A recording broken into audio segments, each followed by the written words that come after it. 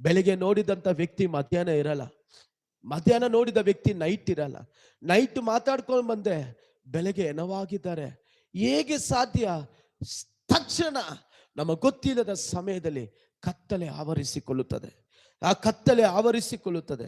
ದಾನಿಯೇಲನ ಪುಸ್ತಕ 2ನೇ ಅಧ್ಯಾಯ 13ನೇ ವಾಕ್ಯದಲ್ಲಿ ದಾನಿಯೇಲನು ಕೂಡ ಬಹಳ ಇಕ್ಕಟ್ಟಲ್ಲಿ ಸಿಕ್ಕಿಕೊಂಡ, ಬಹಳ ಕಷ್ಟಗಳಲ್ಲಿ ಸಿಕ್ಕಿಕೊಂಡ, ಬಹಳ ಪಾಡುಗಳಲ್ಲಿ ಸಿಕ್ಕಿಕೊಂಡ.